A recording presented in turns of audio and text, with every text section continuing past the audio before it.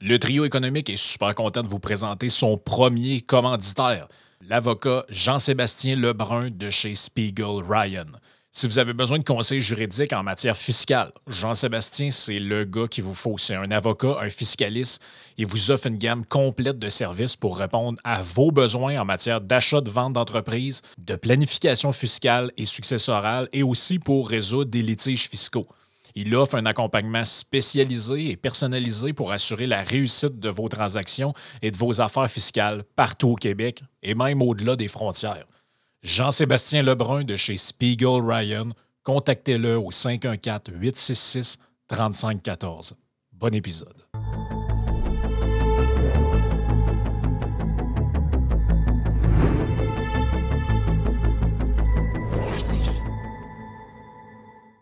Bienvenue tout le monde dans le... Bonjour tout le Oui, monde. bonjour tout le monde. Bienvenue dans le duo économique parce que Yann est pas là. Vous êtes ceux qui écoutent sur YouTube, il est revenu probablement dans l'émission normale, mais il n'est pas là parce qu'on a comme un délai. C'est ça le concept de l'émission pour ceux qui l'ont en gratuit. Si vous l'écoutez comme à mesure que ça sort dans la même Non, mais semaine, vous arrête, devez vous arrête. abonner.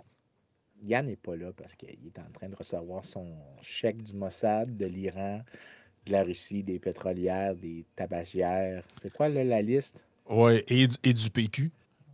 Oui, c'est vrai, parce que c'est un agent du PQ C'est ça, maintenant. c'est un agent du vécu. C'est vrai. C'est ça, genre d'infiltré. Puis aujourd'hui, ben, il se trouve que, dans le fond, c'est un épisode questions et réponses. Donc, on fait ça une fois, peut-être aux 10 épisodes. Là, ça dépend. Des fois, l'espace est plus long, des fois, il est plus court. Puis là, ça faisait... La dernière fois, c'était à l'épisode 154 ou 155. Donc, on est pas mal dû pour en faire un. Donc, c'est ça. Normalement, comment est-ce qu'on procède? Je le dis pour les gens qui ne sont pas membres. Si vous voulez vous abonner au Patreon, c'est que je fais une publication. Les gens ont une semaine à peu près pour mettre leurs questions dans les commentaires. Puis nous autres, bon, on pige là-dedans. Parce que des fois, il y a des trucs qui se recoupent. Fait que on fait un certain tri. Des fois aussi, il y a des trucs, les gens laissent des questions très d'actualité. J'essaie de moins aller là-dessus parce qu'on essaie de faire un podcast plus intemporel. Là. Fait que, tu sais, si les gens qui écoutent ça plus tard, ça n'a comme plus de sens. Là. Donc, ce qu'on va faire aujourd'hui, c'est qu'on va prendre des questions, en tout cas, le plus de questions qu'on peut dans la première partie, puis on va continuer pendant peut-être une demi-heure à peu près dans la partie Patreon à répondre aux questions, à continuer de prendre des questions. Il y en a une première que j'avais envie de prendre, Vincent, mais c'est pas une question, mais c'est un commentaire qui me semble tout à fait pertinent. Je l'ai quelque part Je suis ici. sûr que tu as un mauvais coup dans ta tête. Tu Non, as non, un c'est pas un mot. twinkle dans ta face. Tu avais un twinkle dans ta face qui me disait que tu avais un mauvais coup. Là. Non, non, attends un petit peu, il faut que je le trouve. C'est quelqu'un qui nous dit que à cause de nous, sa mère s'est enfin désabonnée à l'Iris. Ah oui, je l'ai ici, c'est Alexandre. Il dit Ah! c'est pas une Ah! question, mais je veux mentionner à Vincent, Yann et Frank que ma mère s'est finalement désabonnée de l'Iris. Merci, grâce à vous, je n'aurai plus à subir les discussions avec elle. Et là, il y a quelqu'un qui dit qu'est-ce qui l'a convaincu, mais on n'a pas de réponse. Donc, peut-être Alexandre va pouvoir compléter dans le futur éventuellement, là, mais Ça me fait chaud au cœur! ben, c'est ça. Ça me fait chaud au cœur! Je sais pas comment répondre à ça. Ben, Je pense que c'est ma plus grande réalisation. mais moi, en fait, quand j'ai vu ça, je me disais, on peut-tu vraiment être abonné à ça? Je savais même pas. Ben, ils ont leurs lettres. Moi, je reçois leurs affaires. OK. Ben, pendant un moment, là, j'ai arrêté à un Genre de moment donné. curiosité morbide. Là. Ouais, ben, tu sais, c'est comme les Deadpools OK, ouais. ou tu sais, tout le monde aime ça. Il y a des gens qui, écoute, il y a des gens qui regardent des vidéos de monde qui pètent leurs boutons sur Internet, Ouais, c'est d'autres qui ça. regardent des vidéos de chats, puis il y a des gens qui lisent des trucs de l'Iris. Pour moi, c'est la Ouais, même registre de c'est choses. un peu pareil. Là. Écoute, ça, puis écoute, en fait, si vous devez choisir à regarder péter des boutons au lieu de lire de l'Iris, là, je pense que du pu, l'Iris. Ouais, c'est ça. On est pas mal dans dans la même gamique. Écoute, le premier qui avait laissé une question, parce que là, on va passer dans des questions plus spécifiques, c'est Francis Hemmings, un de nos bons auditeurs, qui dit je trouve la majorité des études économétriques sur le système de justice moche. En connaissez-vous des bonnes? Et là, tu lui as répondu peux-tu élaborer? Il a fait une longue élaboration, mais je ne sais pas si tu avais envie de répondre à sa question puis si tu as compris son élaboration qu'il faisait là-dedans. Là. D'abord, peut-être expliquer aux gens c'est quoi l'économétrie versus l'économie. Je ne suis pas sûr que c'est tout le monde qui sait c'est quoi. Là. Ouais. Ben, l'économétrie, c'est l'application des statistiques à l'étude des phénomènes économiques. Donc, c'est genre la manière qu'on veut tester des choses. Parce que la théorie économique te dit absolument rien sur quel effet domine. Fait que si je te dis le salaire minimum réduit l'emploi, on sait sur la base de la théorie la direction que le salaire minimum va avoir. Tu ne peux pas répondre sur la base de la théorie seulement, ça sera combien d'emplois qui sont perdus. Donc, tu as besoin de tester des choses pour avoir une idée de l'ampleur des phénomènes économiques. C'est l'outil pour l'application. Donc, tu as des gens qui passent leur carrière à être des théoriciens et qui créent des modèles qui nous permettent de comprendre mieux le monde économique, mais qui n'ont pas besoin vraiment de tester. Mais si tu veux voir la validité de tes modèles ou la pertinence, plus précisément, ben là, tu as besoin d'économétrie. OK. Maintenant, sur les trucs du système de justice, ce que je connais sur le système de justice, la grande littérature, c'est parti de Gary Becker. Ouais. Et c'est quoi les effets comment est-ce que tu détermines la criminalité. Et dans ça, tu vas avoir le rôle des polices, des cours, des juges, des amendes. Et c'est pas nécessairement facile à consulter parce qu'il faut que tu te mettes à voir le cas par cas de ce qui est testé. Un exemple classique que je connais, c'est qu'est-ce qui se passe si tu mets des peines, disons, regarde, je vais y aller dans l'extrême, si j'augmente la pénalité de commettre un meurtre, fait, imagine que j'obtiens 25 ans pour commettre un meurtre et j'obtiens 25 ans pour commettre un vol. Ben, si dans l'acte je me fais pogner pendant que je fais un vol, ben comme le coût marginal est particulièrement bas de commettre un crime de plus, mais j'ai la chance de m'enfuir, mais peut-être que je vais commettre plus de crimes. Ouais. Donc, c'est La pour ça que tu as. proportionnalité du délit et des peines, là, finalement, pour reprendre un langage qui était utilisé dans le temps. Exactement. Tu as la même chose après ça sur des trucs. Il y avait un gars qui avait fait beaucoup de controverses dans les années 70-80, Isaac Ehrlich, qui avait écrit sur l'effet déterrant de la peine de mort. Et lui trouvait qu'il y avait un gros effet sur la peine de... La peine de mort avait un gros effet de réduction des crimes. C'est hyper contesté comme résultat parce que il y a une question de est-ce que les États qui adoptent la peine de mort sont des États qui étaient naturellement à plus haute criminalité? Et là, quand tu testes, c'est quoi que tu obtiens comme causalité? Est-ce que tu obtiens le fait que les États qui ont la peine de mort sont des États qui sont plus sécuritaires, donc ils l'appliquent moins souvent, ou est-ce que c'est des États qui sont moins Ouais. sécuritaires, donc qui ont plus souvent la peine de mort? C'est dur d'arriver à des Un conclusions. C'est truc pour de ça que poule ou quand l'œuf là-dedans qui n'est pas évident à Ouais, déterminer. Là. c'est pour ça que le Saint Graal en économétrie, c'est est-ce que tu peux trouver soit une expérience naturelle, donc imagine que demain matin, la Cour suprême devait arriver et dire euh, c'est inconstitutionnel la peine de mort. OK? Ben là, tu aurais une sorte d'expérience naturelle si les États-Unis enlèvent la peine de mort et d'autres pays similaires le gardent. Là, tu peux dire, ben, comme ce n'était pas attendu comme décision, mais peut-être qu'on peut trouver l'effet causal de la peine de mort, son importance. Si tu peux utiliser les variations entre États, quand est-ce qu'ils abandonnent. Ce que tu cherches Ouais. généralement, c'est un contexte dans lequel tu peux dire, tu peux enlever tu peux savoir dans quelle direction les choses vont. C'est-à-dire que tu peux dire de A vers B sans t'inquiéter que B détermine A. Ou bien C'est si on ça les avait un gros. contexte dans lequel, mettons, un État l'avait suspendu pendant 10 ans, puis réinstauré, peut-être qu'on pourrait avoir une idée Quelque chose comme ça. tu pourrais pas avoir une idée de OK, à partir du moment où ça a été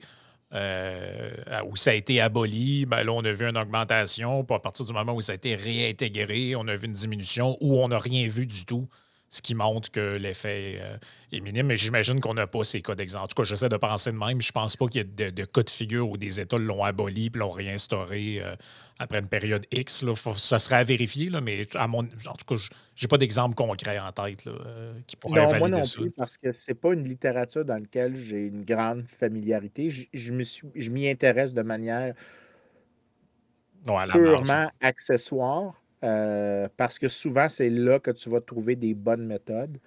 Donc, un exemple d'un papier que j'aime beaucoup dans Crime and Economics, c'est sur la prostitution. Et Ouais. c'était un gars qui avait regardé quand Backpage est arrivé. Backpage rentrait marché par marché. Donc, il n'est pas rentré en même temps pour tout le monde aux États-Unis. Tu as eu un roll-out par région.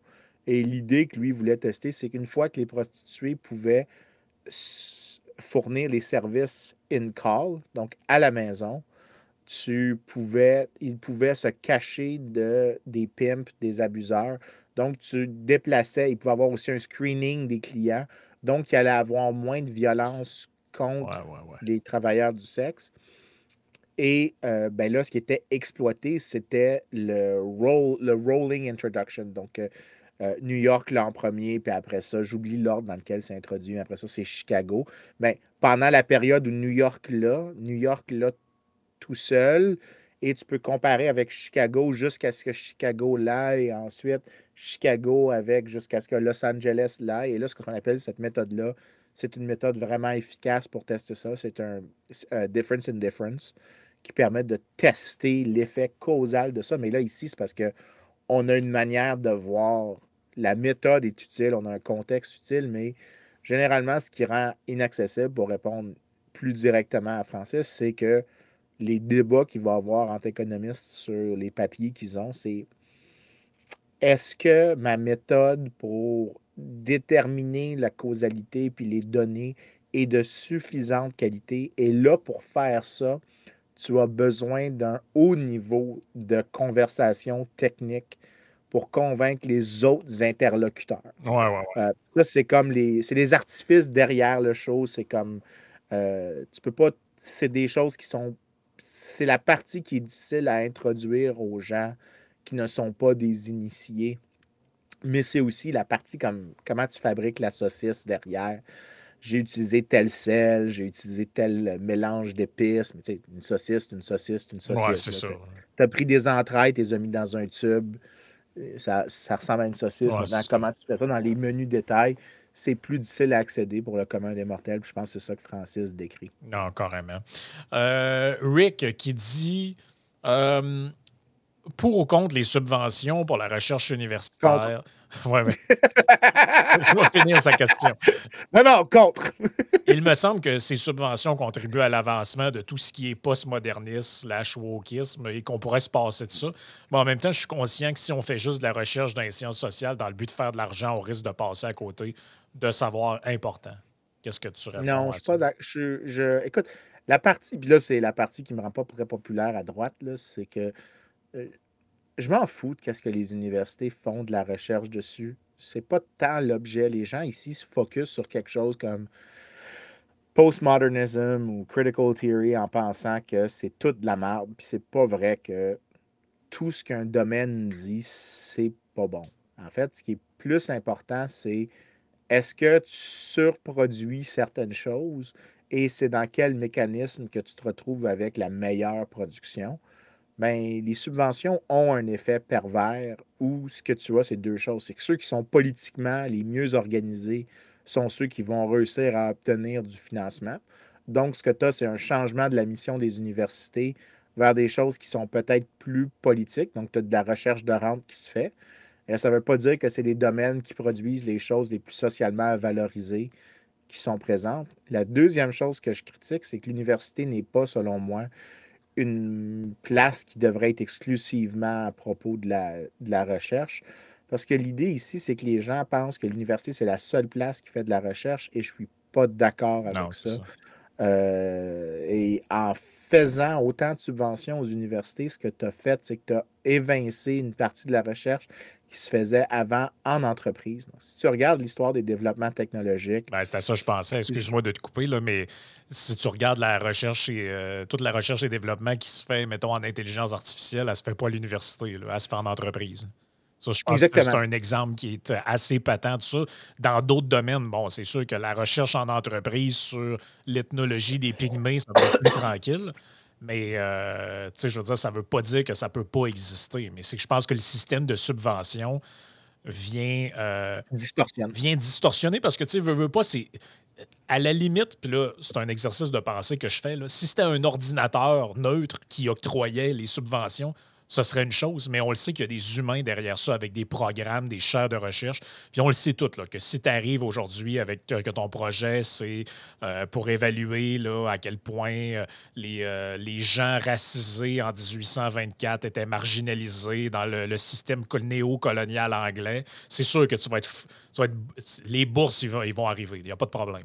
Si Oui, puis tu peux aussi avoir quelque chose d'atroce de l'autre bord, hein, parce que s'il y a des gens de gauche qui écoutent, ils vont dire Ah, Vincent puis Frank font juste chialer sur des trucs de gauche. Non, non, c'est un principe qui s'applique universellement parce que tu avais beaucoup de financement, par exemple, dans les années 20 et 30 qui commençaient aux universités, c'était pour des trucs dans l'eugénicisme, donc des trucs explicitement racistes, qui dans étaient de la lequel il y avait plein de pseudo-science. gens de gauche, là, soit dit en passant, mais ça, c'est un autre Oui, oui, mais laissons-leur le Oui, oui, bénéfice de oui, la oui. cause ici, là, soyons généreux. Mais non, tu ne devrais pas financer les universités parce que ce que tu introduis, c'est de la politique dans la direction de la recherche. C'est ça qui est vraiment important. Tu ne veux pas introduire de la politique dans la direction de la recherche. Un, parce que comme je disais tantôt, tu vas avoir de l'organisation politique de qui recherche des aides, mais aussi ce que tu es en train de faire, c'est que tu déconnectes la recherche du processus de marché. Parce que on a des ressources limitées, il y a des besoins de recherche qui sont plus pressants que d'autres, et tu devrais donc laisser le marché dicter un peu qu'est-ce qui devrait être financé. Et ça veut dire que tu devrais avoir, oui, de la recherche qui se fait en entreprise, probablement plus en proportion de la recherche totale qu'aujourd'hui, mais aussi que tu aurais la possibilité de plus de liens qui font en sorte que tu as une symbiose entre les deux où l'université est utilisée pour certaines choses et là, il y a de la philanthropie qui se fait et aussi l'université s'arrange pour devenir alignée avec des entreprises, avec des groupes de charité, avec des groupes philanthropiques pour que là, la mission des universités soit, bien, on a des ressources limitées, comment est-ce qu'on les alloue à des questions qui sont celles qu'on valorise aujourd'hui? Ça voudrait dire peut-être qu'il y aurait moins de sciences sociales maintenant qu'il y en a. Dans ce que je dis, il y aurait moins de sciences sociales qu'il y en a maintenant, mais peut-être qu'au fur et à mesure qu'on s'enrichit, qu'on devient des nations très productives, bien, l'intérêt juste de questionner qu'est-ce qu'on est comme créature, nos origines sociales, nos comportements, bien, ça devient plus important. Donc, c'est une des choses. Avec le développement économique, je m'attends à ce qu'il y ait plus de gens qui aillent étudier la littérature, tout simplement parce que ça devient quelque chose qu'on peut se permettre de penser aux auteurs, alors que si ce qu'on doit solutionner, c'est comment augmenter la productivité agricole, c'est pas la même chose. Mais Le marché va permettre une allocation optimale de comment faire des efforts de recherche. Et il y a un livre que j'aime beaucoup pour ceux qui sont intéressés de Terence Keeley, The Economic Laws of Scientific Research. Et le point qu'il fait, c'est que le marché est bien meilleur à générer de la recherche et le développement que la direction planifiée de la recherche et le développement. ouais, puis tu sais, t'as un truc aussi qu'on oublie souvent parce qu'on pense à c'est soit le gouvernement qui finance les universités, mais tu as aussi tout un programme de bourse qui est comme de la philanthropie, là, entre guillemets, pas de la philanthropie, c'est Mhm. peut-être pas le bon mot, là, mais c'est un peu ça. Là. Tu sais, moi, je me souviens quand j'étais à l'Université Laval, en philo, tu avais les bourses, la bourse de la famille de Coninck, là, la bourse Charles de Coninck, puis tu sais, c'était genre Oui. une bourse de 20 000 pour le doctorat qui t'aidait à supporter tes recherches, puis c'est ça, là, il fallait que tu fasses tes études en philo, puis tu vois, regarde, ça dit le Fonds de la chaire de la philosophie dans le monde actuel contribue au financement des bourses, de même que la Fondation de l'Université Laval, qui dédie certains dons particuliers. Donc, dans le fond, c'est un système de dons. Là. Et l'on dit Mhm. Charles de Coninck, ancien professeur et doyen de la faculté de 1939 à 1956, c'est son fonds à lui, c'est des dons à lui. Là. Puis tu vois, regarde, le critère de sélection, l'excellence du dossier est le critère déterminant pour l'obtention de ses bourses. Ben, lui, c'était les Oui, c'est critères. ça qu'on voudrait. Mais aussi, il ne faut pas oublier qu'il y a un truc que les subventions publiques ont d'effet pervers, c'est que ça décourage l'innovation dans les manières de financer aussi. Euh, Quelque chose qui existait dans le passé, particulièrement dans les universités britanniques, tu avais souvent ce qu'on maintenant on appelle des Human Capital Contracts, où des gens venaient financer des étudiants en leur disant bien, écoute, je vais payer toutes tes études, mais tu travailles pour moi 2 ans après, ou bien tu me rembourses la somme. Donc, je te fais un prêt, mais tu travailles pour moi pendant 2 ans, un salaire un peu plus bas, mais je te garantis que tu n'as pas de problème de liquidité Ouais, ouais. immédiatement.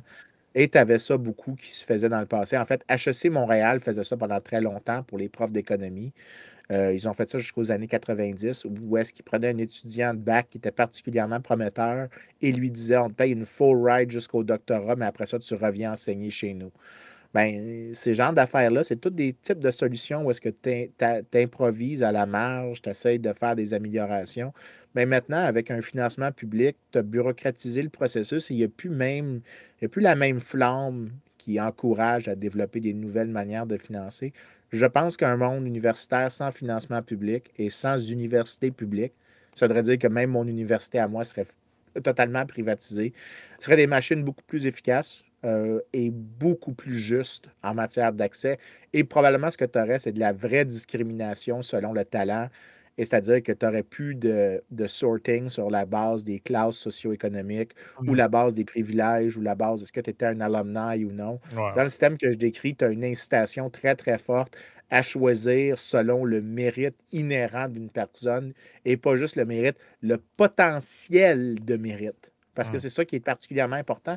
Une université, des chercheurs, ce qu'ils cherchent, c'est quelqu'un qui va se commettre à quelque chose pendant longtemps. Et ce qu'ils doivent évaluer, c'est quelque chose qui se réalise sur une bonne période de temps. Ergo, mon point que tu aurais probablement uniquement de la recherche sur la base. En fait, les gens qui seraient financés sont ceux qui ont non seulement du mérite, mais du vrai potentiel de mérite. Et tu aurais une diversité de gens qui serait incroyablement plus belle que ce qu'on a aujourd'hui, au lieu de favoriser des critères factices de diversité et non pas des critères de diversité dans le mérite. Ouais. Antoine qui demande, il dit comment Calvin Coolidge a contribué ou pas au crash boursier de 1929 et à la Grande Dépression qui s'en est suivie. Question de Antoine Bernier. Antoine, il m'a envoyé plein de courriels sur ça. J'allais répondre, puis j'ai vu qu'il avait posé la question sur le chat. Fait que j'ai décidé de ne pas répondre au courriel parce que j'allais répondre ici en personne. Ouais. La réponse est Coolidge n'a rien à faire là-dedans. La politique monétaire est dans cette époque-là, dans les années 20, dans la Federal Reserve, et c'est Benjamin Strong qui détermine largement si la politique monétaire est expansionniste ou non. Et là, ici, moi, je n'ai pas vraiment d'opinion, parce qu'il y a trois grands camps sur les rôles monétaires. Tu en as qui disent qu'il n'y avait pas de problème monétaire dans les années 20, que la politique monétaire n'était pas du tout problématique. Ce qui s'est passé, c'est que quand le tarif Smoot-Hawley a été adopté, tu as eu une succession de problèmes qui sont venus avec le tarif qui ont créé un problème monétaire. Donc, il y a une minorité d'économistes qui défendent cette Ça, c'est position-là. pas sous Hoover, justement, et non pas. C'est ça, c'est sous Hoover Ouais. et non pas sous Coolidge. Donc, ça, c'est le premier groupe. Je ne sais pas si je suis d'accord avec eux. Le deuxième groupe, c'est ceux que la politique monétaire était expansionniste dans les années 20, c'est-à-dire que la Federal Reserve a créé trop d'inflation. Tu as Murray Rothbard qui défend ça avec des trucs que je trouve un peu douteux Hmm. sur comment il mesure la masse monétaire. Mais tu as d'autres personnes qui ont trouvé des arguments sans être, tu sais, sans faire de drôles de manipulation, qui ont trouvé des arguments beaucoup plus simples. Il y a George Selgin notamment, mais il y a aussi Alexander Field qui a l'avantage pour moi de ne pas être quelqu'un de ma tribu intellectuelle, donc pas un idéologue. Parce que c'est comme ça qu'on me décrit un idéologue libéral, hyper libéral, néolibéral. Mais Alexander Field est un social-démocrate et il arrive plus ou moins à la même conclusion que c'est un phénomène d'expansion monétaire. Et il y a un troisième cas qui est celui de Doug Irwin qui dit que le problème, c'est la France. Celui-là, pour des raisons jingoïstes, je l'aime bien, mais je ne suis pas assez calé pour savoir si elle est bonne. La raison, c'est que la France, pendant les années 20, a fait quelque chose de particulièrement unique. C'est qu'elle a thésaurisé, ça veut dire elle acquérait beaucoup d'or et elle la sortait de circulation, donc thésaurisation, c'est ça que ça veut dire. Euh, et l'effet que ça avait, c'est que ça réduisait la quantité monétaire en circulation Hmm. et ça créait un stress qui allait éventuellement mener à ce qu'on a observé avec la Grande Dépression. Donc, Irwin fait l'argument complètement inverse, que même, c'est pas que la politique monétaire des années 20 était expansionniste, elle était trop contractionniste et elle générait éventuellement le propre choc. Ces trois explications-là sont mutuellement exclusives. OK, ouais. OK? Et je ne sais pas laquelle est correcte, mais aucune d'entre elles ne met le blâme au pied de Coolidge. Ça, c'est la chose que je peux dire avec certitude. Mais c'est les trois grandes familles d'explications qu'il y a pour l'origine du crash. Non, c'est très bon. Ça met ça met les choses en perspective, parce que souvent, on ne sait pas trop c'est quoi les explications de ces grands événements-là, mais c'est bon de voir qu'il n'y a pas Ah, mais nécessairement non plus d'unanimisme là-dessus. Là. Ouais, non, il n'y a pas. Puis non seulement ça, mais j'ai pas assez passé de temps sur la Grande Dépression pour avoir une opinion solide ou des priors très forts sur qu'est-ce qui est quoi. Je dirais que d'ailleurs, si jamais il y en a qui veulent le faire, qui sont des plus jeunes étudiants dans le groupe qui écoutent, puis vous voulez faire un doctorat en économie, les deux trucs qui vous garantissent un prix Nobel, c'est est-ce que tu es capable d'expliquer la Grande Dépression de manière convaincante pour les autres économistes? Et est-ce que tu es capable d'expliquer la révolution industrielle britannique et corollairement pourquoi elle n'est pas française ou chinoise? Si tu réponds à ces deux questions-là, tu es garanti un prix Nobel puis que tout le monde va t'inviter à voyager sur leurs bras pour le reste de ta vie. Tu vas avoir à pouvoir donner plein de conférences puis tu n'auras plus jamais besoin de travailler de quoi que ce soit, mais Ouais. c'est les grandes questions puis malheureusement, c'est des Mais choses ça que... montre à quel point c'est des phénomènes complexes avec un phénomène crée un effet, qui crée un autre effet, qui crée, puis là, il y a une réaction en chaîne. Puis ça nous montre aussi, je pense, à quel point on sous-estime à quel point comment je pourrais dire ça, à quel point tout ça est un peu fragile, là, d'une certaine manière. Là. Tout peut se. Plein de phénomènes qui rentrent en ligne de compte, puis finalement, ça devient même 100 ans plus tard ou presque, ça devient difficile à expliquer, puis à savoir c'est quoi la genèse de qu'est-ce qui a poussé, qui a fait quoi. Là. Ouais. Ça devient quand même assez complexe au final. Là. Mais Si en fait, c'était l'affaire, c'est simple, que... tout le monde le saurait, puis Ouais. on aurait Ouais, on n'a plein rien à répondre. d'explications depuis longtemps. Là. Mais en fait, encore une fois, ça revient à ce que je dis tout le temps. Les économistes sont généralement très d'accord entre eux sur la théorie, sur les modèles. Et il n'y a pas vraiment des différences substantives. Après ça, le problème, c'est quand tu viens le mesurer dans le monde réel. Puis la source du débat entre les trois groupes que je te mentionne, c'est largement une question. La continuité du débat dépend largement du fait qu'il manque énormément de données qu'on a besoin. Mais avec ce qui se passe avec l'intelligence artificielle, je pense que c'est possible que dans la prochaine 20 ans, on ait des avancées majeures Ouais. dans l'étude de la Grande Dépression et de la Révolution industrielle britannique. Il y a déjà des signes de nouvelles données qu'on a qui permettent des tests qui vont résoudre des sous-questions, puis en résolvant des sous-questions, tu fais tomber d'autres blocs, et je ne serais pas surpris qu'on ait des grandes réponses à des grandes questions dans les prochaines 15 à 20 ans. Là, Ouais, il y a le des bonnes cumul chances. des recherches. Oui, je pense que c'est possible, mais pour l'instant, j'ai pas de prior particulièrement fort sur ça. Puis j'ai rien à rajouter de plus que Non, ce c'est que je ça. viens de dire. Sauf que Coolidge n'est pas responsable. Cool, j'ai pas répondu. C'est ça. Il y a quelqu'un qui avait une question sur l'Argentine, mais je pense qu'on va faire plutôt un épisode là-dessus éventuellement sur bon, c'est quoi qui se passe en Argentine Moi, avec j'attends encore un an. Moi, j'attends encore un an avant de parler de l'Argentine. Tout OK. simplement parce que des, des thérapies de choc comme ça prend pas 20 minutes à réaliser les résultats. Et ben, l'expérience, la correction n'est pas encore finie, même si je pense que très rapidement, ce que je m'attendais ne s'est pas réalisé. Je m'attendais à un ajustement très pénible, que ça allait prendre beaucoup de temps avant une reprise. Et clairement, j'étais trop pessimiste. Donc, je suis surpris Ouais. positivement par la vitesse de reprise économique. J'attends surtout de voir qu'est-ce qui va se passer sur le côté monétaire. Donc, la réforme qui est supposée se passer avec la dollarisation. C'est la dernière chose qui reste à savoir, mais pour l'instant, je te dirais que chaque fois qu'il y a une nouvelle qui sort, je deviens de plus en plus optimiste et je réalise à quel point j'étais dans la gang des pessimistes sans le savoir à l'égard de la réforme et même étrangement, je me retrouve dans le même camp que Piketty qui disait ça va être atroce pour 2 ans. Puis il disait pas qu'est-ce qui allait se passer après. Moi, je dis la croissance après ces 2 années-là va être exceptionnelle. Ouais, ben c'est ça que Ben, j'allais dire, c'est que vous étiez un peu dans la même idée, sauf que toi, tu disais, bah, ça risque d'aller très mal au départ pour ensuite se mettre à non. bien aller, mais eux, ils étaient vraiment en mode doomer. Là. J'ai vu plusieurs Ouais. réactions des gens qui disaient, vous allez voir ce que vous allez voir, il va y avoir une explosion épouvantable de la pauvreté, puis les gens vont... Ben là, écoute, pour donner un indicateur, ça c'est celui que moi m'intéresse le plus.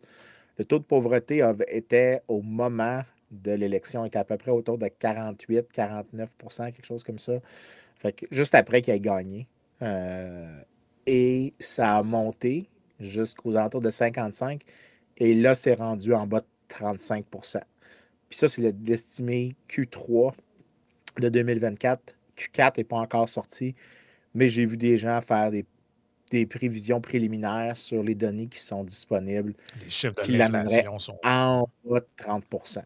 Et ça, c'est sur le fait que les salaires explosent présentement. Ben, Les loyers l'inflation, baissent massivement. Oui, mais l'inflation qui baisse, mais l'inflation qui baisse, l'inflation inclut les salaires. Si les salaires augmentent à la même vitesse que les prix, ce qui est le vrai coût de l'inflation dans ce cas-là, puis c'est ça que les gens doivent comprendre, le vrai coût de l'inflation, c'est que tu n'es pas capable de prédire qu'est-ce qui se passe, puis tu n'es pas capable de faire des plans d'investissement futur. C'est ça le vrai coût de l'inflation. Si, mettons, demain matin, on était capable d'ajuster tout, puis de faire des prévisions, puis que l'inflation était constamment 5%, ben, l'inflation ne serait pas ben particulièrement oui. coûteuse. S'il y a Parce 10 que, d'inflation par année, mais que ton salaire augmente de 10 à chaque année, puis ouais, c'est ça l'affaire, c'est que dans le fond, oh, c'est que notre mais s'il monde, y a zéro coût à ajuster les prix, c'est ça qui est c'est ça, important. Puis ça, c'est ce qu'on appelle stickiness. c'est ça, c'est que notre monde, en gros, était basé sur la prévision et l'attente et je dirais même le fait qu'on avait intériorisé le fait que c'était bon à peu près 2-3.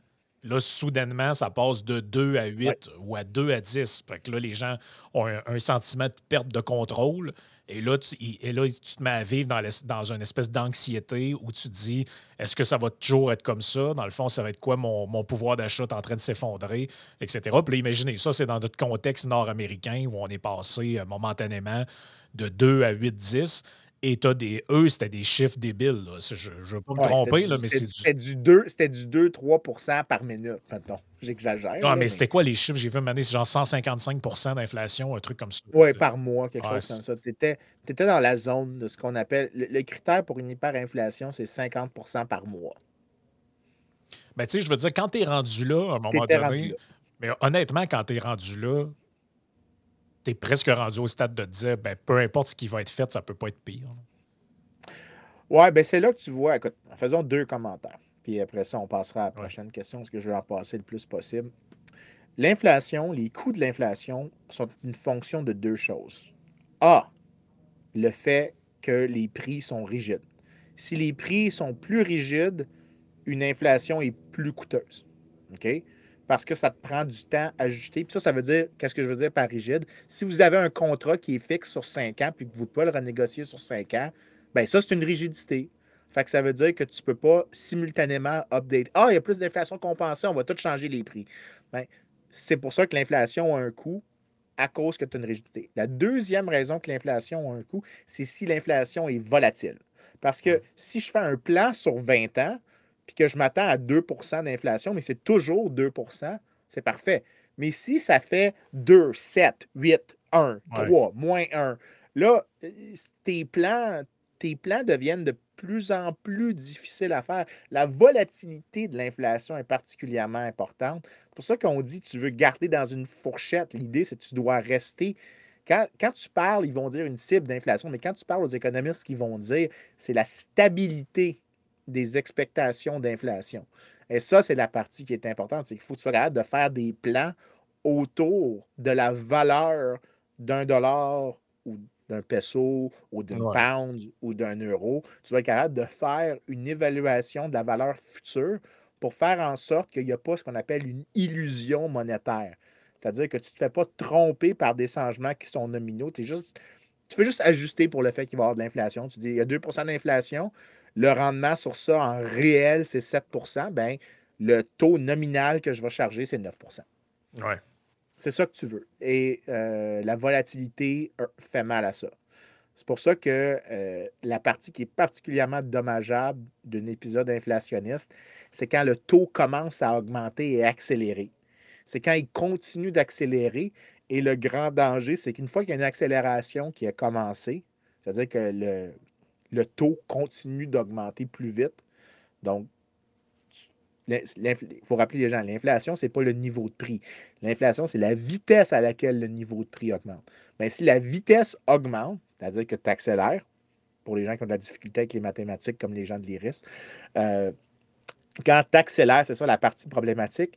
Et là, si les gens perdent confiance, c'est très difficile de revenir en arrière. C'est là que ça devient, c'est là que les économistes se débattent. Une fois que tu es sorti du sweet spot, c'est calissement dur de revenir en arrière.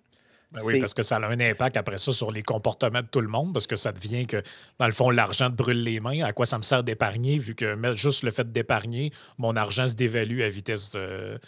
Dans le fond, Oui, puis après ça aussi, c'est que tu as des gens avec des horizons différents, avec des préférences différentes. Puis là, ça peut varier de place en place. C'est pénible d'essayer de remettre le train sur les rails. Et c'est pour ça que c'est mieux de ne jamais essayer de se retrouver dans la situation d'Argentine. Tu veux juste pas faire de niaiserie pour commencer. Oui, c'est ça. Sébastien qui dit ah, ben non, OK, je vais prendre en premier Cégep, pas de maths. Donc, c'est son nom. Il a le droit. Quelqu'un de l'IRIS. Ses parents l'ont appelé Cégep. Et c'était. Son nom de famille, c'était pas de maths. Il est né de Jean-Pierre, pas de maths. C'est le même qui est arrivé. Il dit. Caroline, sociologie. Il demande. C'est ça. Il dit si tu avais un ou deux concepts à enseigner afin de sensibiliser les jeunes à l'économie, ce serait lequel? Bonne question. Je pense que c'est la première fois que je me fais poser celle-là, puis je me souviens pas la chose que j'ai dit la dernière fois. Fait que je me demande si mon opinion a changé en fonction des débats actuels. Mais je dirais que. Non, mais la dernière fois, la question, c'était genre, qu'est-ce que tu mettrais dans un cours d'économie au secondaire? Je ne sais pas trop, tu avais répondu un truc du genre, je pense que je ne mettrais pas de cours parce que ça va être instrumentalisé par des gens. Ça sonne comme moi. Oui, mais mettons qu'on enlève l'aspect école, puis on dit, Gélozo, je te mets des jeunes devant toi. C'est quoi la si moi, je devais parler à un groupe. c'est ça. Okay. C'est une bonne question. J'avoue que même moi, j'y pense, puis je suis comme pas sûr. J'hésite. Parce que je me souviens que quand j'étais petit, les premières fois qu'on m'a parlé d'économie, c'était le fameux tableau là, avec l'offre et la demande. Là. Mais ça ne m'avait pas particulièrement marqué. Ouais, non, les gens ne sont pas excités par ça. Non, j'irais peut-être avec l'avantage comparatif. OK. D'essayer de montrer l'avantage comparatif, parce que dans l'avantage comparatif, il y a implicitement le concept de coût d'opportunité. Et il y a l'idée de la spécialisation.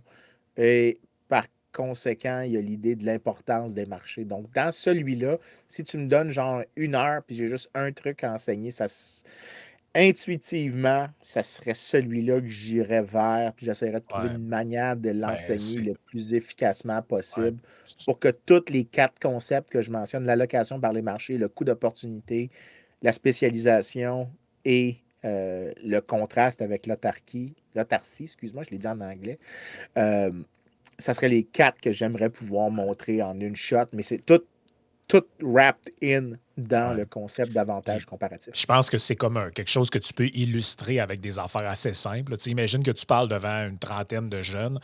Puis là, tu te dis, ben, je sais pas, mais imaginons qu'on doit, à nous 30, devenir une petite communauté. Et là, on doit fabriquer, des vêtements, on doit produire de la nourriture, on doit faire, puis là, tu fais une série de tâches. Puis tu leur poses la question, est-ce que vous pensez que c'est mieux que chacun fasse une tâche dans laquelle il est à l'aise ou que tout le monde produise tout? Bien, tu vois que c'est. Oui, non, je suis d'accord, on va y aller. C'est vraiment, j'hésitais entre ça et quelque chose d'autre, mais avec ce que tu viens de dire, j'y vais vraiment avec ça. Parce que en le disant ce que tu viens de dire, je me suis rappelé d'un article que moi j'avais trouvé d'une beauté incroyable. C'était Bart Wilson puis Vernon Smith. Vernon Smith, Nobel en économie, ils avaient fait un papier où ils avaient mis des gens, fait de l'économie expérimentale.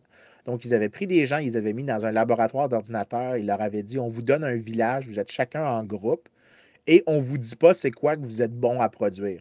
Mais vous devez échanger entre vous autres, puis vous allez découvrir votre avantage comparatif, puis vous pouvez échanger avec les autres villages. Et ce qu'on va vous faire, c'est qu'on va vous suivre sur 30 jours, puis on va voir à quelle vitesse vous arrivez à l'idéal optimal.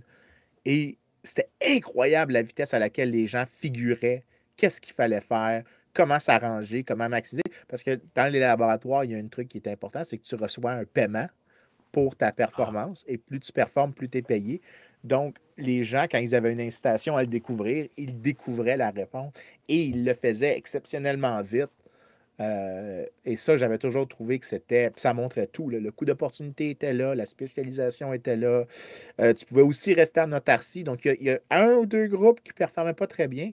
Le but du papier, c'était pas ce que je viens de décrire, de tester ça, parce que ça, on a plusieurs autres affaires qui le faisaient. Eux, ce qu'ils regardaient, c'était le chat room entre les étudiants pour voir comment est-ce qu'ils formaient des règles, comment est-ce qu'ils formaient les institutions de l'échange. C'est ça la nouveauté de ce papier-là. Mais dans la manière, la vitesse à laquelle les gens trouvaient la solution, cet article-là était vraiment incroyable. ouais. Je l'avais trouvé d'une beauté en termes d'exercice intellectuel. Et si je pouvais répliquer ça avec des étudiants, même leur faire faire un jeu, Ouais, c'est ça. ou est-ce qu'il y a une expérience en classe, parce qu'il y en a des jeux, il y a beaucoup d'enseignements aux principes qui sont donnés par des expérimentalistes, parce que les expérimentalistes sont des maudits bons enseignants, parce qu'ils sont capables de simuler une situation dans laquelle les gens découvrent par eux-mêmes tous les principes, au lieu d'avoir quelqu'un qui fait une lecture magistrale. Ben, puis, tu sais, mettons que tu t'adresses à des gens plus vieux, tu as d'autres types d'exemples qu'à mon avis, un des exemples qui illustre le mieux ce principe-là, puis on y pense pas souvent, mais c'est la recherche universitaire. C'est l'université. C'est-à-dire que, imaginons que tu dis, bon, moi, mon objectif, c'est que l'université étant une métaphore de la société. Puis là, tu dis, bon, l'université, mon but, c'est d'être Ils disent non. Bon, l'université, et le but, c'est qu'elle soit la plus prospère possible. Donc, elle rayonne le plus en mathématiques, en physique, en sociologie, peu importe. Ben, est-ce que tu penses que c'est mieux que des gens se concentrent dans un domaine où ils sont excellents ou de demander à tous les étudiants d'être bons en socio, en géo, en maths, en littérature, ce qui est littéralement impossible? Ça, Non, non, tu peux pas. There is no man that knows everything. Ouais, puis après, si tu montes au degré supérieur, ben en général, tu vas avoir des universités où il y a des départements très forts, tu sais, qui ont une réputation dans ce domaine-là. Donc, cette université-là performe bien là-dedans. Mais ça doit être quand même rare que tu as une université que, elle, tous ses départements, genre, c'est les meilleurs au monde, puis ils performent mieux que les autres. Fait que, tu sais, Non, en effet. fait que ça revient au même. Fait que, tu sais, dans le fond, quand tu montes, ça revient au même. C'est que, OK, à l'intérieur de l'université, les étudiants se spécialisent. L'université elle-même, d'une certaine manière, se spécialise. Puis à un moment donné, ben, tu deviens que tu as certaines universités, 3, 4 universités qui sont les meilleures dans le monde pour étudier dans telle affaire. Bien, ça l'est le principe de l'avantage comparatif, mais sans.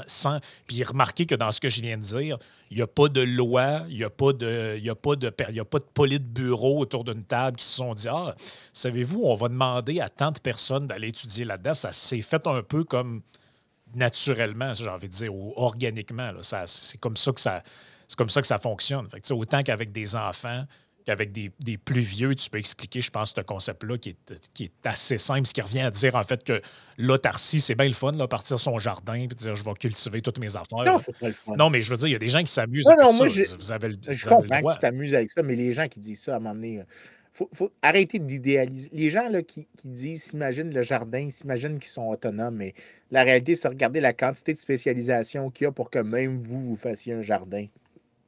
Les outils, les gens pensent au jardin puis ils s'imaginent qu'ils font la même chose qu'en 1500, mais j'ai un livre ici sur les jardins. C'est pas une joke. J'ai un livre sur les jardins en Angleterre en 1500 parce que j'essaie d'écrire un article sur les fermes urbaines historiquement. Mais c'était pas particulièrement Ben, sophistiqué. même, je veux dire, juste les gens qui font de la boulangerie à la maison, là, puis font leur propre pain. Là. Ils Excuse-moi, ont là. la levure, Ouais, généralement, qui leur excuse-moi, est si tu donnée. enlèves la levure instantanée, tu viens d'enlever 90% du monde qui le font, si c'est pas plus. Moi, je l'ai déjà essayé Oh là, oui. de fabriquer ton propre levain. Là. Puis, Chris, il faut que tu le nourrisses, puis là, tu brasses ça, tu enlèves la Ouais, moitié. ma Puis... belle-sœur fait Ben ça. oui, puis c'est de l'ouvrage. Puis, Là. Déjà, juste oh oui, ça, tu commences à faire OK, je suis quasiment rendu une job à temps plein, faire mon pain. Là. Fait que juste ça, ça te montre que, OK, ouais, Oui, mais elle, c'est un de ses hobbies.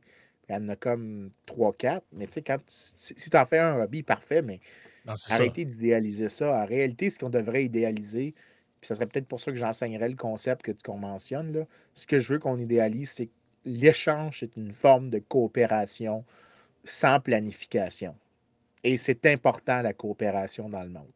Les gens qui ont un idéal d'autarcie, pour moi, c'est des gens qui fondamentalement ne comprennent pas c'est quoi l'aventure humaine. L'aventure Ah, humaine, c'est une aventure coopérative pour s'éloigner de l'état de nature et de se rapprocher d'un état de bien-être, de civilisation. La coopération, c'est la nature de la civilisation. Puis ceux qui essayent d'idéaliser autre chose que ça, je pense que vous avez vos priorités à mauvaise place. non, carrément. Sébastien qui demande, ben en fait, il y a comme deux affaires dans sa question. Je vais la poser, puis tu réagiras après. Il dit, j'ai appris cette semaine que le Canada aurait liquidé ses réserves d'or. Est-ce une bonne chose ou est-ce qu'on désire aller avec cette idée? Aller avec cette idée me semble stupide. Donc, un, est-ce que c'est vrai que le Canada n'a pas de réserves d'or? Et deux, est-ce que c'est utile d'avoir des réserves d'or pour un pays ou qu'est-ce que ça change ou pas? Là? Pas vraiment. Il y a une autre question que quelqu'un avait posée sur Fort Knox aussi dans le Patreon. Fait que je pense qu'il y a Ouais. deux questions qui se coupent là-dessus. Il faudrait dire le nom de la personne qui a posé la question là, pour au moins la reconnaître. Mais la réponse, c'est que j'ai été regarder un peu parce que c'est l'autre question qui m'a donné Ouais, de c'est l'autre Byrne personne. qui a demandé ça aussi. B. Byrne qui posait un peu la même question, mais dans le contexte américain. Là. La manière dont c'est dit, il y a plusieurs explications que j'ai vues. Je ne sais pas laquelle est correcte, mais celle qui a l'air la plus plausible, c'était que dans l'époque de ce qu'on appelle le Gold Exchange Standard, qui Mhm. était ce qui existait euh, jusqu'à 1971. Jusqu'à Bretton Woods, c'est ça? Non, jusqu'à la fin de Fait Bretton la Woods. fin de moi, c'est ça que je voulais dire. La fin de Quand Bretton, ouais. Nixon, je sais pas, j'oublie la date précise, mais quelque part au début Ouais, des années 60. dans les années 70. Quand Nixon est sorti de ce qui restait de l'étalon or, ben à ce moment-là, les pays avaient quand même de l'or qui leur appartenait. Et 71. donc, C'est la c'est bonne un date. vestige de. OK, c'est bon, super. Je ne suis pas si pire que ça hein, pour mes dates. Donc, c'est un vestige de ce système-là. Les gouvernements n'allaient pas se départir d'un actif maintenant qu'on était passé à un système purement fiat. C'est l'explication la plus plausible. Et je pense pas qu'il y a d'effet de liquider ces actifs-là ou de réaliser qu'il n'y en avait pas autant que ce qu'on pensait, largement parce que, de un, euh, pour la Federal Reserve aux États-Unis, c'est un crédit, un débit, excuse-moi, qu'ils ont, parce que les réserves d'or sont détenues en réalité par le département du Trésor. Donc, euh, fiscalement, tout ce que ça change, c'est que la valeur nette du gouvernement est plus basse que ce qu'on croit s'il n'y en a pas autant dans les coffres que ce qu'on pense. Puis s'ils liquident, ben, ça dépend s'ils le mettent sur la dette ou sur des dépenses publiques. Il n'y a pas vraiment de raison pour les gouvernements. J'ai essayé de Ouais. trouver. Il y a un article que j'ai trouvé qui faisait une défense de ça, mais je le trouvais absolument illisible. Fait que j'ai pas. Je veux dire, Ouais, la question m'a été posée la première ouais. fois. Il n'y a pas vraiment de Ben, raison je que pense je que c'est un trouve. peu l'idée que la même affaire que Yann disait l'autre fois là, par rapport à est-ce que, mettons, un pays que sa monnaie devient dévaluée puis qu'il y a de l'hyperinflation, ben, s'il détient du Bitcoin, mettons, j'imagine que c'est le même principe avec l'or. En fait, c'est plutôt l'inverse. Là. C'est le Bitcoin qui est le même principe. C'est le principe de la réserve de valeur. C'est que si ma monnaie vaut plus rien, ben, j'ai peut-être encore quelque chose qui vaut de quoi parce que le cours de l'or, lui, n'a pas changé, nonobstant de ma monnaie. Fait que, j'imagine que c'est ça le raisonnement qui est en arrière, mais en même temps, c'est une vision un peu à court terme. Il faudrait que tu aies beaucoup, beaucoup de réserves d'or pour dire bon, ben, vu que ma monnaie vaut plus rien, je vais acheter des trucs sur le marché international avec ça. Là, ce qui se fait pas vraiment, je pense. Là. Je pense pas qu'un pays arrive et dit je vais acheter mon pétrole avec de l'or ou je sais pas trop. Là, ça me paraît. Je comprends le raisonnement en arrière Non, de je ça, peux comprendre, mais mais je comprends le raisonnement en arrière de ça, mais j'ai l'impression que c'est comme un peu déconnecté de la réalité, dans le sens que j'ai plutôt l'impression que c'est comme peut-être une sécurité mentale ou quelque chose d'un peu psychologique, là, de dire, ah, on a une réserve d'or. Mais comme tu dis, comme les monnaies sont plus adossées à ça, je veux dire, tout Non. ce que ça fait, c'est que, mettons, ça veut dire que, OK, tu as dans un coffre quelque part l'équivalent de, je sais pas, 3 milliards en dollars US en or. OK, bravo, tu as 3 milliards de dollars US ou mettez ça dans la monnaie que vous voulez. Mais au final, qu'est-ce que ça change? Là? Tu sais, je Ouais. pense pas que les quantités qui sont en jeu là-dedans sont significatives. Tu sais, je sais pas c'était quoi les quantités que le Canada avait, mais mettons qu'on avait dans un sous-sol quelque part l'équivalent de 3-4 milliards USD en lingots d'or. Qu'est-ce que ça change? Là? Tu sais, ça boucle même pas un but, ça boucle même pas le, le dixième du déficit des dernières années. Non, Là, c'est tu sais. ça, Fait que- c'est vraiment des peanuts. Et je te dirais que j'ai une affection pour l'étalon or. Puis ça fait pas la première fois que je le dis. Mhm. L'étalon or a une valeur, mais c'est pas tant à cause que c'est lié à l'or que ça impose une règle monétaire. C'est-à-dire que l'État peut pas monétiser ses dettes. C'est largement la vraie valeur de l'étalon or, c'est comme une constitution monétaire. C'est-à-dire que si un État décide de trop imprimer d'argent qui est backé par l'or, les flots d'or vont changer de pays et le pays qui monétise sa dette sera pénalisé sous une forme d'inflation et de changement dans la direction des échanges internationaux. Donc, c'est une parfaite constitution monétaire, mais c'est pas parce que l'or est particulièrement bon. En fait, si c'était de l'argent, ça serait pareil. Si c'était des diamants, ça serait pareil. C'est pas important. La raison que les gens aiment beaucoup l'or, c'est que c'est un métal qui est facile à. De tous les métaux précieux, c'est celui-là qui est relativement facile à diviser. C'est-à-dire que Regarde, tu es capable. veux-tu des chiffres? J'ai trouvé un site web, je ne sais pas ce que ça vaut, là, gold.org, mais ça a l'air relativement fiable et on parle des réserves d'or.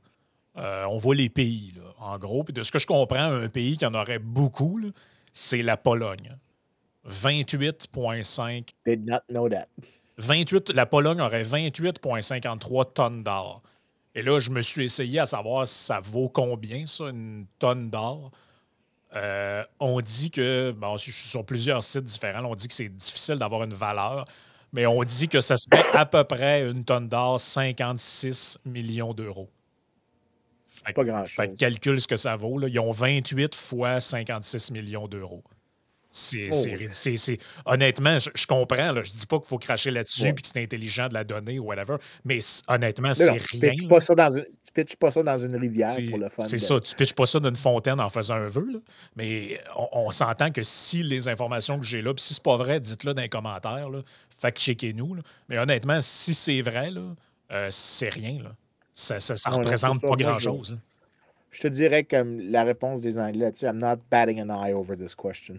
Mais ce qui est drôle, c'est que tu vois qu'il y a des pays qui sont dans le négatif. Qu'il y a des pays qui Non, mais ça, doivent de l'or. C'est quand même non, mais drôle. le Hein. tableau que j'ai vu dans les bars qu'il y avait sur le côté, c'était les changements. Donc, c'était des taux de changement. Ouais, c'est ça. C'était largest increase or decreases. Je ne sais pas c'est quoi le point de référence dans le temps, mais ça, c'était une dérivée. C'était pas un niveau, c'était un changement. Ah, c'est ça. Donc, mais, C'est mais tu sais, c'est quand je veux même dire, pas beaucoup, là. Tu sais, je veux dire. mais écoute, juste pour le fun, là, tons of gold at Fort Knox, parce que là, tu aurais tous les États-Unis. OK, bon, allons-y avec ça. On aurait peut-être une idée d'un. Écoute, tu as 3364 tonnes métriques qui seraient. Non, excuse-moi, ça c'est pour l'Allemagne. Fort Knox, 143 millions Troy ounces, 4583, with a market value of 291 milliards. OK, ouais, c'est quand même. C'est Ça, c'est plus pas grand-chose. significatif un peu quand même, mais bon. Mais non, c'est même pas significatif. Je pense que c'est à peine 5% du déficit actuel des Ben, c'est ça, États-Unis. j'allais dire. Il y aurait 280 milliards, t'as dit? Puis 291 milliards. Ils ont 291 milliards en réserve d'or. OK, ça, on va prendre pour acquis qu'ils n'ont pas peinturé des briques comme dans le meme avec de la peinture gold achetée au Canac Marquis. Là. Mais mettons qu'il y a 280. C'est parce qu'il y a un déficit de 2 trillions chaque année. C'est ça. Fait que là, si c'est 291, c'est un petit peu moins de 10%. Non, c'est un petit peu plus que 10% du déficit. Oh! c'est pas 10% du budget, hein, c'est 10% du déficit. C'est pas grand-chose, là. Puis c'est un one-off, là. Tu le payes tu le vends. D'ailleurs, si OK. là, la valuation est particulièrement problématique, parce que si tu devais réintroduire cette quantité d'or-là sur le marché d'une shot overnight, le prix de la valeur circulante baisserait beaucoup. Ben oui. Donc, tu n'aurais probablement pas ça. Donc, nah, I'm not batting OK. an eye over this. Fait que la Pologne, tantôt, tu avais raison, c'était l'accroissement dans une année. En réalité, ils ont à peu près 450 tonnes Ouais, d'or. j'ai Pas tant l'impression que que ça, là. la seule raison qu'un pays le ferait, c'est peut-être contre un hedge, contre l'inflation, pour les taux de change face à d'autres pays. Mais ça doit avoir des effets mineurs. Ça doit être vraiment périphérique aux missions des banques Ouais, mais ça, centrales. Je vois pas ce que ça peut être d'autre que ça. Mais ça honnêtement, compte plus l'or dans notre ouais. système, Et moi, malheureusement. honnêtement, cet argument-là, puis c'est pas contre les auditeurs, là, mais c'est contre la croyance, entre guillemets, là. Moi, dans ma tête à moi, c'est à peu près le même genre d'argument que les péquistes qui disent c'est pas grave la dette, on a Hydro-Québec, là. Ah non, mais pour vrai, là, tu sais, t'es comme OK, ouais. Euh, OK, ben, c'est OK. sûr que si tu le vends jamais, ça vaut pas grand-chose. Puis il y a un des arguments que j'avais vu aussi de gens qui disaient, parce qu'il y a beaucoup de gens qui parlent de ça, là, les talons à or. Il y a eu beaucoup c'était un sujet quand même, mais un peu edgy, libertarien à un moment donné. Puis je me souviens plus quel auteur parlait de ça, mais il y avait quelqu'un qui disait que ce serait quand même compliqué de revenir à ça parce que tu as des pays Ouais, justement qui c'est ont pénible. zéro réserve, tu as des pays qui en ont beaucoup. Fait que comment tu fais après ça pour Ben, j'ai un chum qui ajuster a le... estimé ça. T'as un chum J'ai qui a un estimé chum ça? qui a... OK, ben c'est intéressant. Ouais, Je pense ouais, que ça intéresse les auditeurs, là. Brian Cutsinger, il a écrit... c'est avec lui, la semaine passée, on a parlé de la monnaie de Ouais. carte au Québec. Ben, lui, c'était un de mes co-auteurs sur cet article-là, puis lui, il a écrit un article tout seul qui s'appelle On the Feasibility of Returning to the Gold Standard. Puis il trouve que le coût de retourner en soi, c'est 3,5 trillions. Trillions en anglais. Ouais, Là, je ne ouais. sais pas c'est quoi en français. Là, c'est billions ou. Je sais qu'en français, on inverse tout le style d'ordre des mots, mais 3,5 trillion avec un coût annuel de maintenance de 383 milliards. C'est ça le coût de l'étalon or. Puis la raison qu'il y a un coût à l'étalon or, c'est parce qu'il faut que tu.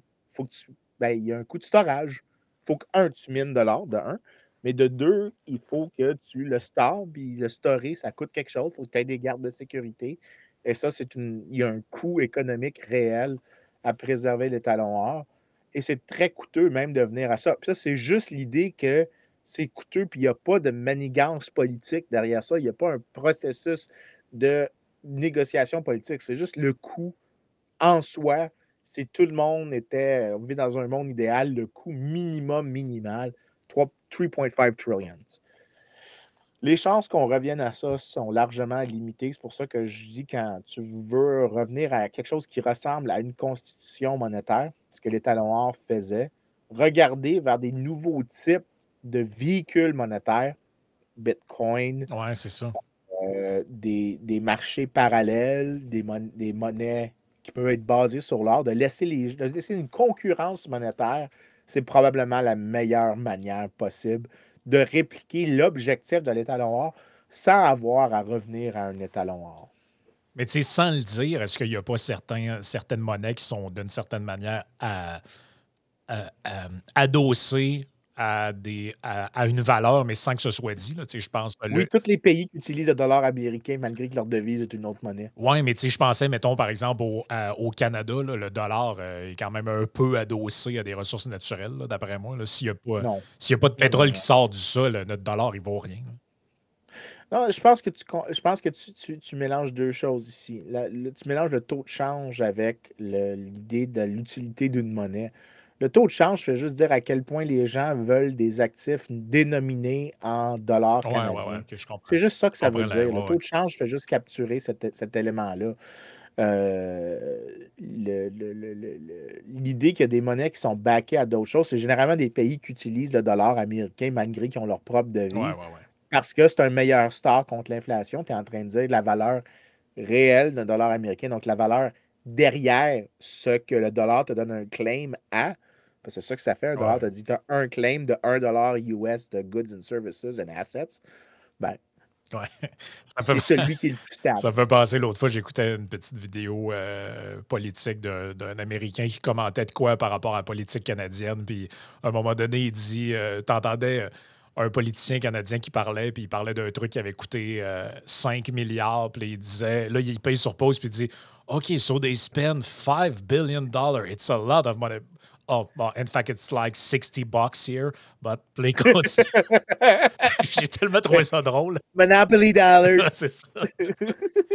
Écoute, on va passer sur Patreon dans quelques instants, mais j'en prends une très courte dernière pour la route OK. parce que je pense que tu vas pouvoir y répondre très rapidement. C'est Christian qui dit désolé de ralentir le groupe avec ma question, mais Vincent, où en es-tu avec ton prochain livre? Aurais-tu une idée de quand est-ce que ça va sortir? J'ai des cadeaux à faire, dit-il. Ben, j'en ai deux, fait que je sais pas lequel il parle, mais il y en a un que c'est ma conjointe est en train de finir de mettre ses touches de correction dessus. Donc, j'ai demandé son aide, puis j'ai besoin des opinions de ma douce moitié sur ça euh, pour les choses que sont peut-être. Est-ce que c'est une bonne idée de tout dire, les choses que Ouais, je ouais. veux dire? Des fois, ma femme aussi, comme elle sait comment je pense, elle est capable de voir qu'est-ce que j'essaye vraiment de dire, puis si je le dis tout croche. Donc, comme elle est dans ma tête à temps plein, euh, j'allais faire une joke, mais je vais regarder pour moi. Ouais, ouais. Euh, Comme elle est dans ma tête à temps plein, elle est capable de comprendre, de comprendre qu'est-ce que j'essaie Oui. de dire. Puis si je le dis tout croche. Euh, L'autre, c'est le livre qui est déjà en considération à une presse universitaire. C'est un livre sur les inégalités économiques, l'histoire. Puis c'est le First Egalitarian Enrichment. Ça fait plusieurs fois que je présente le livre à plusieurs places. Je l'ai présenté à Stanford il y a une couple de semaines. Je l'ai présenté à l'Université du Wisconsin la semaine passée.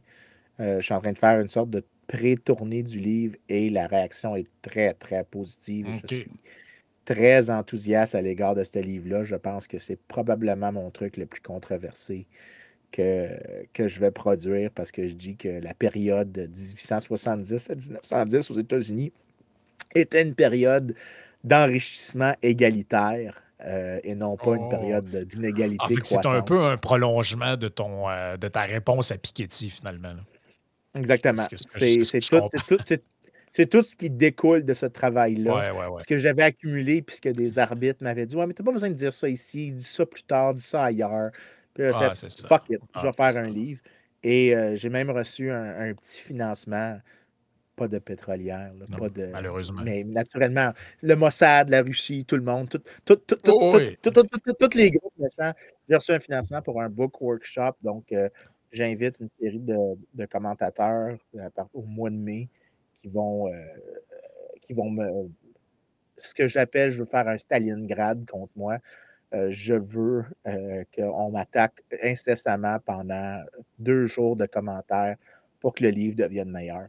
Donc, je vais avoir mon Stalingrad intellectuel au Donc, cours du mois de mai. on va tenir les auditeurs au courant là-dessus. Puis pour chacun de ces deux projets-là, ben, quand ça va être officiellement sorti, Mais très bientôt pour le livre on- en français sur le libéralisme. Le livre en français sur le on- libéralisme, avant le mois de juin, c'est sûr. parfait. Donc, il y aura une sortie officielle, une présentation, tout ça. Là, fait que restez pas trop loin. On va en parler en temps et lieu. Sur ça, ben, on passe à la partie Patreon pour répondre encore à quelques questions.